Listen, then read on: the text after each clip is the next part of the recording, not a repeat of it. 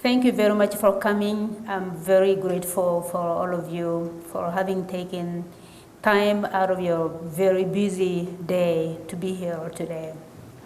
I'm very grateful for DaVinci for giving me this opportunity to introduce Agile to you.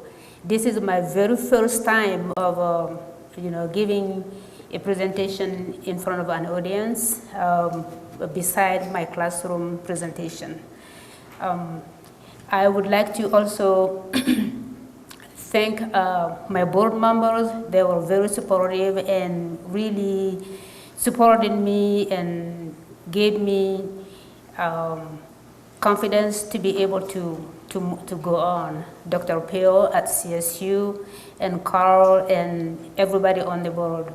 And it wouldn't happen without Paula. Paula and I have been working on this day and night. Sometimes we're here until 6 o'clock in the morning. So Paula, thank you so much. And thank you, Sarah, for helping out also.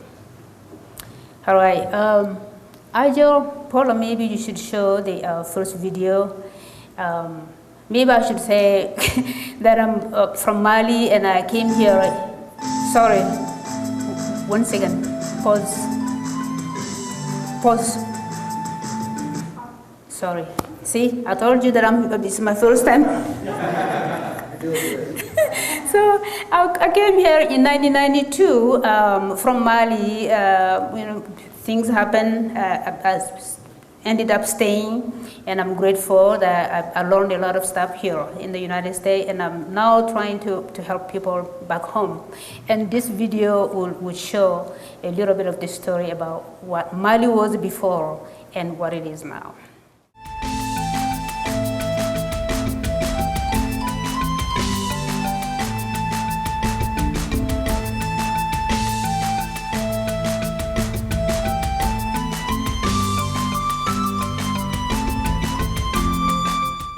Agile International is working hard to empower local women farmers in Mali to return West Africa to food abundance.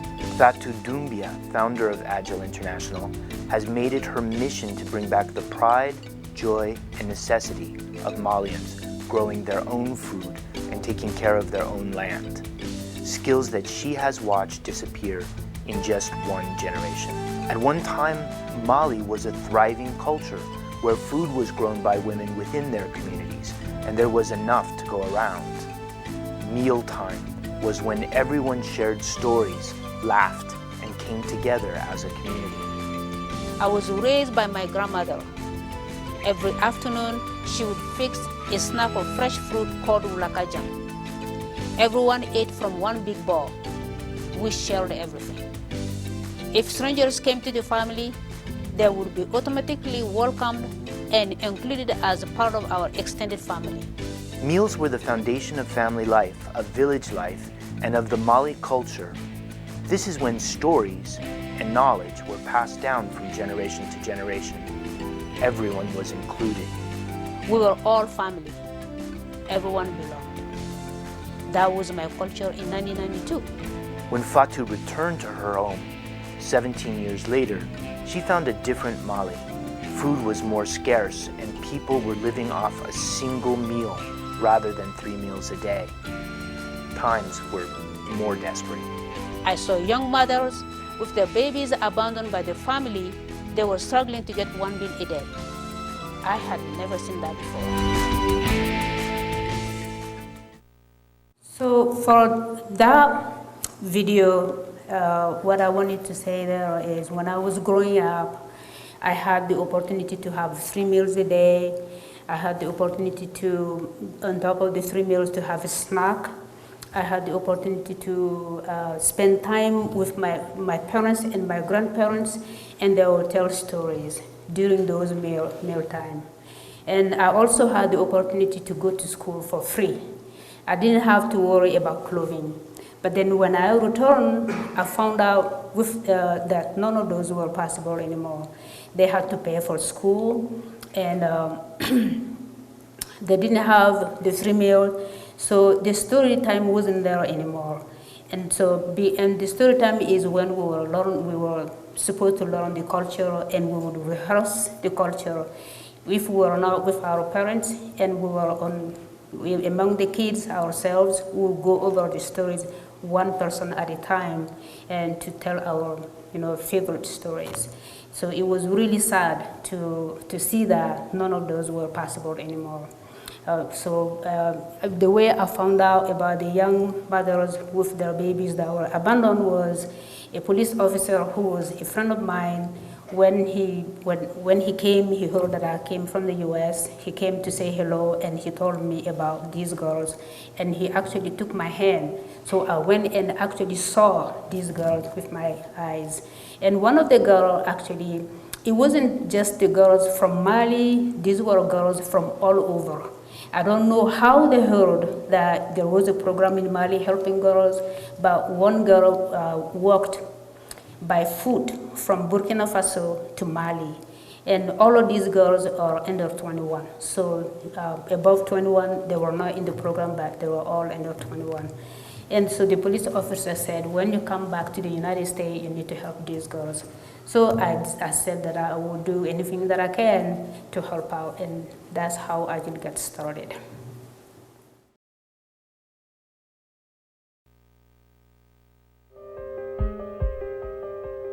I could never have anticipated how things have changed. Extended crop failure, uncertain land ownership, drought, and industrial farming practices combined to create an unsustainable situation and a tenuous food supply. I saw firsthand the need for nutritious food, but the young people lack the knowledge to produce it on a sustainable basis. The best path towards rebuilding family and community structures is to give women more control over food production and more power over their lives. Restoring knowledge of sustainable farming will help Mali families return to food abundance, as they had known for so many generations before.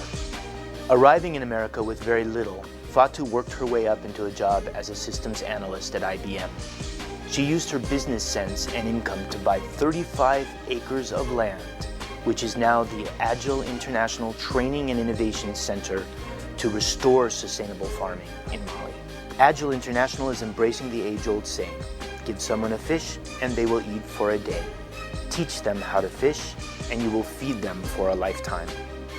With a small group of farmers in Mali, Agile International has already begun preparing the soil for planting and will soon dig a well for irrigation. Next, Agile International will teach sustainable organic farming, plant crops, and raise small livestock. To help them on their mission, Agile International has partnered with Dr. Peel from the Department of Agricultural Science at Colorado State University because of his passion and expertise for sustainable farming. For this second video, in this one, we tried to show people how different this organization is. Many organizations, they try to lobby the government to get, to help women, to empower women. But we have can you guys hear me? Yes. All right. So we know that most of these problems, or if not all of the problems, are because women are so disempowered. They don't have land, they don't have money, they do all of the work, they don't have any free time for themselves. And if they try to go to the government and get the land so that they can work, it's the bureaucracy and nothing gets solved. So we decided to buy land. By doing that, we have bypassed the bureaucracy of the government. And we also have bypassed the cultural, practices that actually forbid women from having land. So, out of our own income, we were able to gather the women to come and do the agriculture, and they were very happy that we did that. It inspired the women. It also gives them hope, and it gives them strength to be able to fight the government themselves, as opposed to me going and trying to lobby for the women, to lobby the government for the women. If they have the money, they have the know-how, and they're getting education, they can fight on until they win. because they are the best advocate for themselves. They know their problems. With Dr. Peel's assistance, Agile International will implement a program to train farmers in sustainable agricultural and business practices in Mali. So I'm excited to be involved with this project because it gives us to be able to go in and make some changes, not just once, but over a long period of time, because that's the only way you make change. Dr. Peel's graduate students working in the sustainable farming sector will do internships in Mali, providing Agile International's programs with the latest agricultural techniques to help increase food production. The goal of the program is to help them manage simultaneously for all these different things. The uniqueness of this graduate program is that it takes several different disciplines. We look at ag business, we do animal science, range, and then we have a human component, which I don't think you can remove out of almost anything we do today. There's also the sustainability side to maintain the land so that it continues to produce a forage that will continue to produce animals. But also to maintain that soil at the same time that's going to continue to produce the forage. Agile International's reach goes far beyond producing food. Excess harvest in sheep, chicken, and goats will be sold to finance community needs, such as clothing and education for children. We estimate this program will positively affect over 500,000 people. Colorado State University students will train community farmers in Mali, who will train other farmers in Mali, and the knowledge will spread. In this video, our partnership with Dr. Pio is what makes it sustainable, because with sending the graduate student to Mali and teaching people about sustainable development, because Dr. Pio and there is also Carl, they are the expert in sustainable development. And that's how they can actually help us out in spreading the knowledge. They will teach the students there who will be teaching other students, and then we'll go all the way throughout West Africa. But for the implementation to be practical, we have to combine the new techniques and the traditional techniques, knowledge, and involve everybody. And so with the cultural approach, then it makes it easy for the people, the villagers, to embrace whatever techniques is coming because they feel part of it. They even accept that better than just going and letting people know or maybe telling people what to do. And so we feel like also the students will also document whatever we do, and then we will rectify our mistakes, and then we will replicate the good solutions. I'm about to speak French. We'll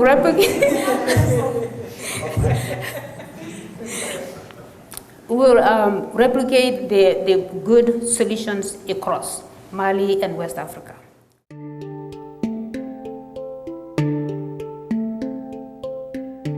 Although creating a productive community begins with nutritious food, food production cannot function without water.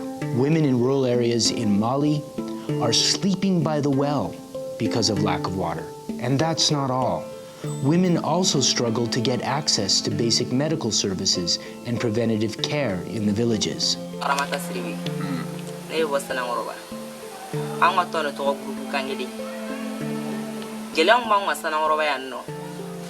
We jigo gele awa gele aflana o docteur Sokwe me minangori bana ya wari bi kun warti kun abela ba ma kuindi ali mobili mbi takataka amano ko do wesa sana ngoro ba ko men mono jite yoroshi ubeta e kolso la pompula ka dona du yoro kaja do wesi do be ta depuis ni 4h 3h du matin ubeta jini ko banno ko son e mala ko wala jara ajil bina wakati na amina ko baroke jite kolona ubeta depuis sokoma fo da fe o de dona ko mai do re bisa ko ko na ko infana la ko lelo me amala ko dikanya ko binga o be do be mo ka fe o bon ajil mo ko ko ni ju bolo dama me garage la ko ni tala am se ga na ko no fe no baraka la cho bo o gele abanka bo mo fene no fene so la mo fene jugoe mo fene gele abanka anga la ino ko no de no ajil mo ko sira ko de ama ko wa jala jita mbolo Su désert ane beta na kosa. Ame trosi menega to na kosa. Gele ami manga tigi balo go gele ade bang. With your help, we will bring water to the Sanan Koroba area for crop irrigation, cooking, and sanitation. Your contribution will help us hire drilling equipment to dig new and deeper wells, so water will be accessible again.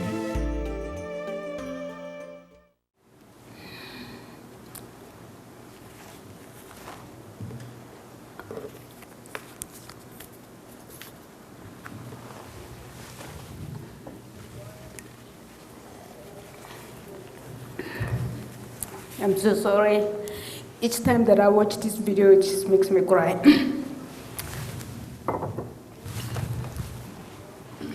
It's so hard. That they get up in the morning, 2 o'clock or 3 o'clock or 4 to go get water. And they spend half of their day just searching for water. And then they come home and they continue to work again. There just isn't free time for women. So I just feel like this is a very difficult life. And with Agile, our intention is to make this a history, that the people in this village can have access to water for the daily routine.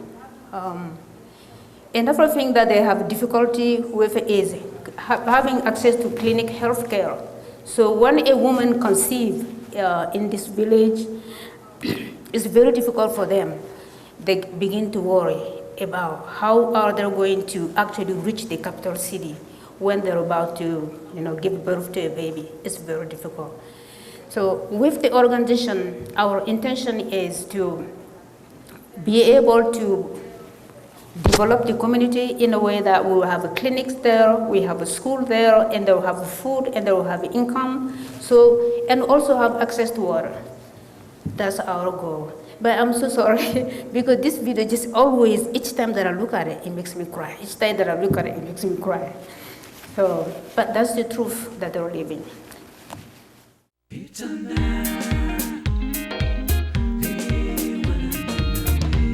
The pride, the joy, and the hope. Agile International's first crop celebration. Dani bole ko ala ka sene atene sene gele ko ala ka tige atigele ko ka agwese ka suru ka sege porogono o temeni ko sisa gele ami manga ni yorani ko na we na ko ko. You get greater development outcomes by investing in women, particularly in Africa. Women in Mali, for example, and in many West African countries, lacking any real support or any economic power or even socio-political power, are nevertheless responsible for more than half of the food production in those countries. Women really hold the communal strength of a village, of a family in such a powerful way. One of the most fascinating experiences I had while I was living in Mali was watching a family plant millet. So there were maybe 7 or 8 people, and they were all in a line, and they had their hoes, and each of them had a handful of millet seeds, and they were moving in a diagonal line backwards across the field, and they were singing a song.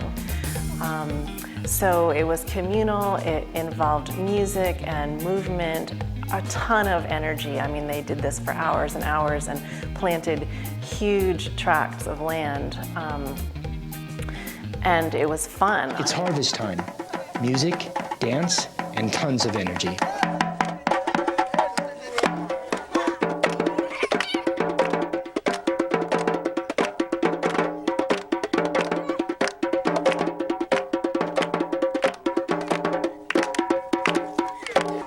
This was our first harvest. With your help, we will continue our work, planting and harvesting again and again.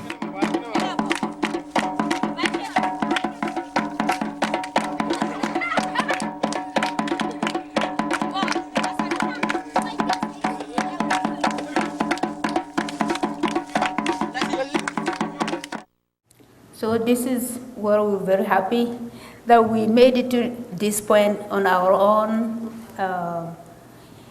We bought native seed from Mali, GMO free. It's not a GMO, and okay, and and also chemical free.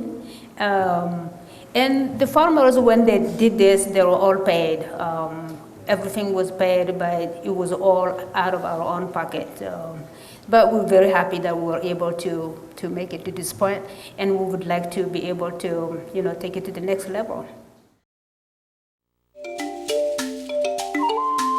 Creating a new economy based on organic farming will positively impact local communities in many ways. The profits from the agricultural production will be used to provide much-needed education for children.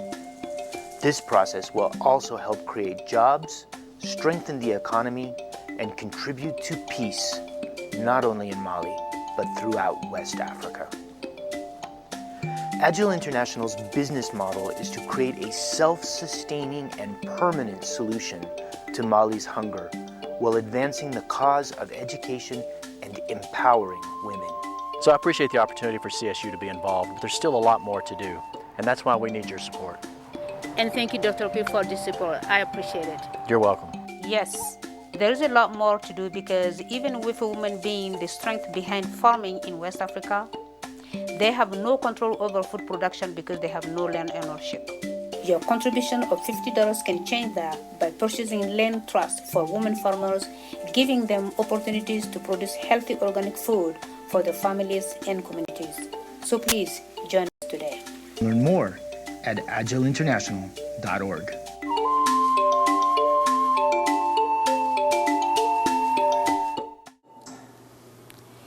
In most developing countries, especially in Africa, 70 to 80% of the food that are produced by women, but they still don't have land because of the government problems, bureaucracy, and the rules, and also the cultural practices.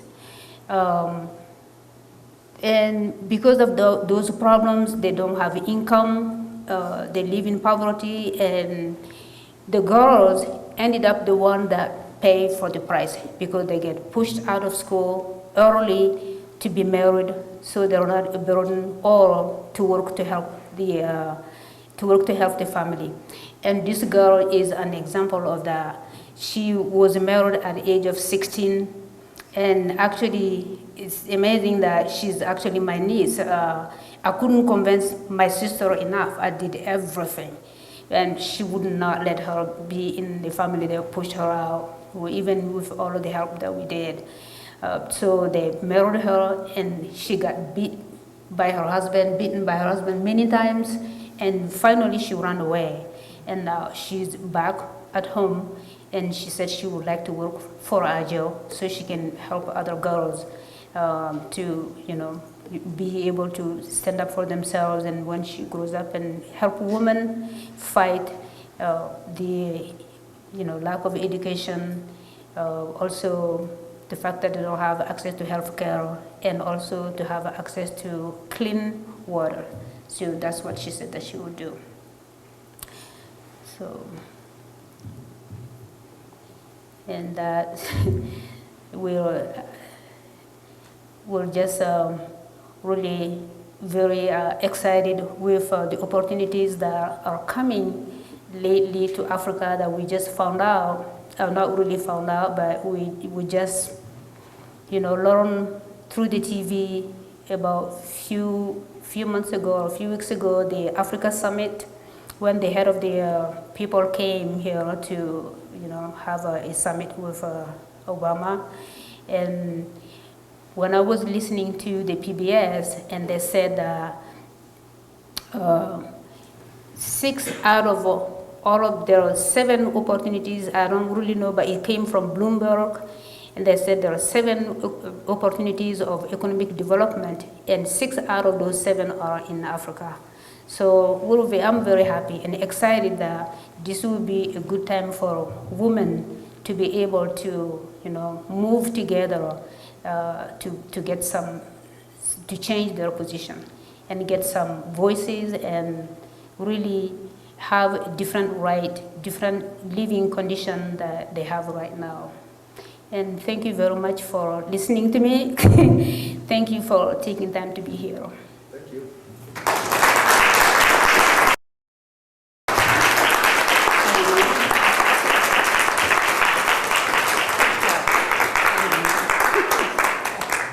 Are there any questions?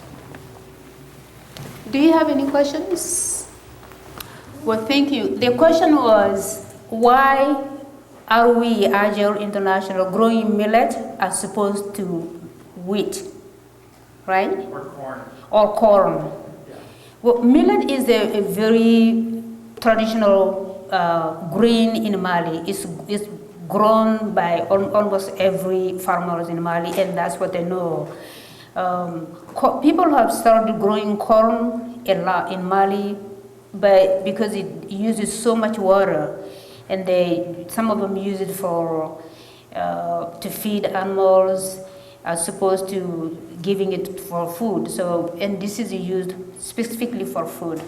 We plan to grow other things like hemp, which will be used for different things. So, and also we can use it for cash crop to bring some income to the farmers in Mali.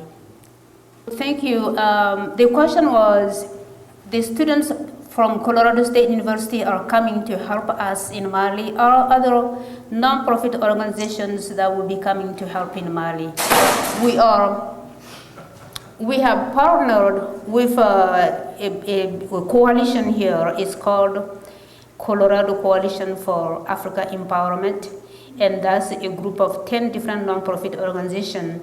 And so we share best practices, and the intention we plan to have, for example, that organization would have an expert, and that would go from country to country to country in all of the 10 different non-profit organization group. We are in 19 African countries, and we plan to grow another plant which is called moringa, and that's specifically for food. So they will go teach the people there how to grow that. That way we get to save some money by sharing resources. I mean, the question was, what are the steps that we plan to use to make this organization sustainable? What we would like to do, which Dr. Peo, when he sends the students to come to Mali, and they will be teaching farmers. And those farmers will also be teaching other farmers. And then we'll be also teaching other farmers. But how do we actually sustain ourselves? Financially, we actually plan to do small livestock, which we'll be selling. We'll plan to do hemp. We don't have we don't have connection on that yet, but we definitely would like to have some connection about who would like to buy hemp from us. And then we also plan to grow moringa and sell it within Africa, because it's a very nutritious plant that can be used by especially the hospitals and the schools. And we have a partner that is very experienced with that. She has been doing it for 19 years in Zimbabwe, and she started a feeding program with children, about 3,000 children. Then she started it in 2008. Since she started it, they have not lost one single child. And some of them are orphan, some of them are just school kids. So, but we plan to sustain ourselves by having money, growing, even partnering with private organizations. Yeah. Please, I will talk to you about, I think there is a question in the back. Thank you so much. That's such a great question. So he said, when I was a child growing up, there was a sustainable farming, and now we're having trouble. So what happened in the middle? Well, what happened is that between the 60s and the 70s, people came from different places, especially from developed countries to the developing countries. They brought the fertilizers, they brought the seeds, and they tried to convince the locals and said, abandon this type of farming is now, it doesn't produce enough. You have to use this. They were resistant, but they finally abandoned that practice and they went and did this other, using chemicals. And finally, they started having problem with all of the farming equipment that they couldn't even afford, the seed that they couldn't afford, and the chemicals that they were not using properly in the proper way, and the soil got, was affected by the chemicals when it rains and the water goes in the river and the fish dies. So there were a lot of problems, and that's how they couldn't really continue on that route anymore. That combined with the drought, and also with the farmer not being able to produce enough and or handle those chemicals properly, many people started leaving the villages and went to the capital city. So there was some sort of immigration from the villages, and there were not enough workforce also. But those are the reasons. And people are trying to move away now from using the chemicals, and they cannot afford the seed anyway, and to go back to the organic farming. Did that answer your question? You had a question, didn't you? That's a very good question. They don't have a set price per acre. It changes from villages to villages, from city to city. For this land that I bought, I spent so much money on it, especially getting the title was trouble. It took me 2 trips from here to Mali to work with the people there to get the title, and actually 2 people had to go to jail before I got the title. He was saying that the 35 acres that I have, are those all used for farming, or the farmers living on the farm? No, the farmers are not living on the farm, they're living at home. These are married women, some of them are young women, but these are all used for farming. That's a very good question. So what he was saying, because of the culture in Mali, the money that the women make, does it belong to the men by law, or can the woman keep it? Well, it's used in the family. They use it to feed the family, to send kids to school, but their husbands sometimes get some out of it too. So they get manipulated, and the money gets taken away by their husbands sometimes. Excuse me. Well, thank you. That's a very good question. She was saying, do the men work in Mali or West Africa in general? And if so, what kind of work do they do? Carl was saying that you get greater satisfaction by investing in women, because when you give money to the woman, you get greater return. Because when you give it to the man, usually you don't get nothing out of it. Sorry. And by going, and I'll come to your question, while I was creating this video, we had an interview, and I noticed such a disconnect between men and women regarding the problems in the villages. Women are very connected, very aware, and they are the problem solver. And like men who don't even know that these problems exist. So what type of work do they do? a lot of them are unemployed, and because school was, the girls were the one who are not sent to school, the boys were sent to school at a greater rate than girls, and so they got to get the education, and they will go to the offices, and when they are in the offices, and unfortunately, the money that were coming from the World Bank and IMF will go to the government, and because they are in the offices, so from the government to the people who are in the offices, so they're the one who get the money, nothing gets to the population. And so they're mostly in the offices. Women are the one who do the work. And that's where the correction also is. Oh, that's a very good question. Well, thank you for asking that question. Well, we can use help in, we have like a list of, volunteer list here about tons of things that we need help with. There's a lot of things that we need help with, even some things like CRM, getting, connecting with people.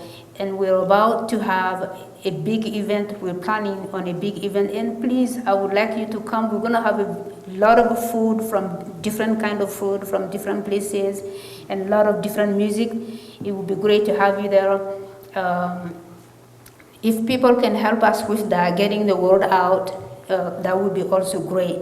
But our list there will be helpful. If you check that list, that would be really, really helpful. Especially, the younger ones, there are so many opportunities in Africa. There are so many sectors in Africa that offer opportunity, and Chinese are there, and the people from the Middle East are there, and the Brazilians are there. There are tons of opportunities. So this organization, my vision for this organization is to just be, a stepping stone for other things to happen. We intend to really be able to reach almost every single sector of the development, economic development. So check it out, and definitely I would be happy to be a connection. If you have anything in mind that you would like to develop something around Africa, I would be happy to be a connection.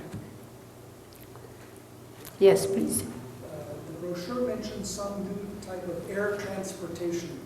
Could you explain what that's about?